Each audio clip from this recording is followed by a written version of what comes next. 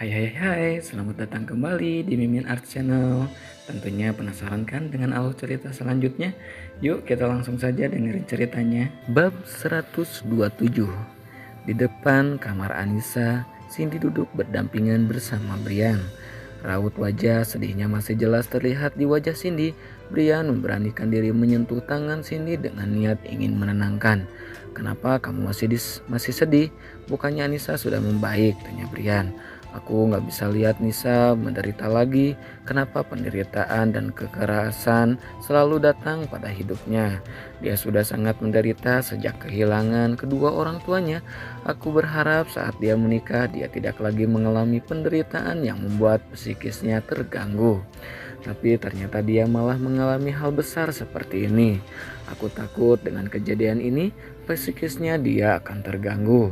Dia memang tidak pernah menunjukkan sisi lemahnya di depan orang lain, tapi aku sangat paham bahwa dia selalu menyimpan kesedihan dan ketakutan yang sangat dalam. Dia sudah cukup tersiksa hidup dengan keluarga pamannya. Aku gak mau dia tersiksa lagi di kehidupan rumah tangganya," ucap Cindy dengan sesenggukan. "Kamu tenang saja, Rehan pasti bisa menjaga dan melindungi dia. Apa yang terjadi sekarang itu musibah. Rehan juga tidak mengira bahwa kejadian seperti ini akan terjadi.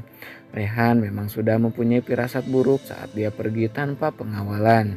Bahkan dia diam-diam mengirim beberapa anak buahnya untuk memantau mereka berdua. Tapi sialnya anak buah Rehan kalah jumlah dengan anak buah Alex sampai mereka tidak bisa mengalahkan orang-orang itu dan tidak bisa menyelamatkan Anissa dan Cecil. Rehan sampai meminta aku dan Randy untuk berkumpul di rumahnya karena dia sangat takut terjadi sesuatu pada istri dan adiknya. Ternyata firasat yang dia punya sangat kuat. Apa yang dia takutkan terjadi juga. Jelas Brian. Meskipun aku punya banyak teman, tapi dia sahabatku satu-satunya yang akan selalu aku prioritaskan. Aku gak tega melihat dia seperti ini," ujar Cindy. Brian memberanikan diri untuk membawa Cindy ke dalam pelukannya. Cindy pun tidak menolak sama sekali. Dia membenamkan wajahnya di dada bidang milik Brian. Tangisnya yang sejak tadi ditahan pun pesah. Air matanya mengalir deras membanjiri jaket Brian. Duh, nangisnya makin kejar, makin gede lagi. "Basah nih jaket gue, mana jaket baru beli dan baru banget dipakai lagi," gumam Brian di dalam hati. Namun dia tidak bisa mengungkapkannya karena dia tidak tega melihat Cindy yang terus saja menangis.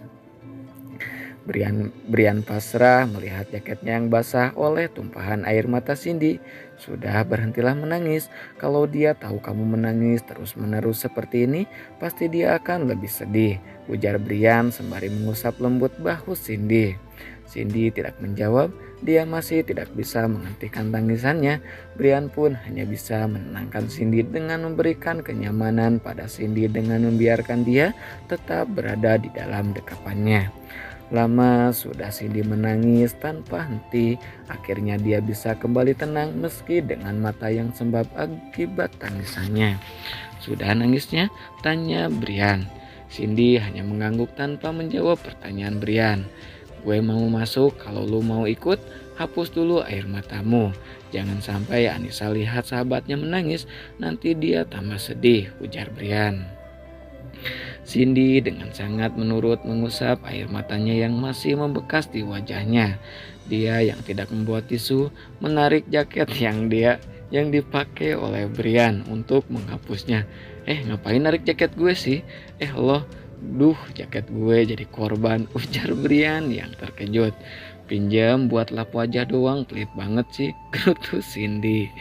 "Bukan masalah pelit, jaket gue ini harganya mahal, baru banget dipakai malah udah kotor saja. Emangnya nggak bawa tisu apa?" ujar Brian. "Mana sempet bawa tisu, tas aja nggak bawa. Yang di pikiranku cuman keadaan Anissa. Mana sempet bawa tisu segala," ujar Cindy kesal. Pokoknya lu harus cuciin jaket gue sampai bersih dan wangi. Lihat nih, basah semua gara-gara lu," ujar Brian dengan memperlihatkan jaket bagian depan yang basah. Ya sorry, aku kan gak sengaja. Nanti deh gue minta Bibi yang kerja di rumah gue buat cuciin jaketnya yang bersih, ujar Cindy dengan wajah memelas. Gue yakin sih lu gak bisa nyuci, dasar cewek manja, ujar Brian. Setelah mengucapkan kalimat itu, Brian langsung masuk ke dalam kamar rawat Anissa sehingga Cindy mengurungkan niatnya untuk memaki Brian. Gimana istri lu? Tanya Brian. Masih belum sadar, jawab Rehan dengan lemas.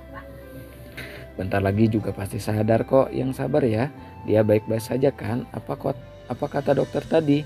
Tanya Brian lagi. Rehan terdiam untuk beberapa saat, lalu dia bangkit dari duduknya dan langsung memeluk Brian.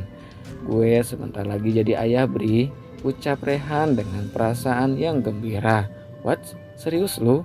Lu jangan bercanda. Kenapa lu gak bilang dari kemarin? Tanya Brian tak percaya.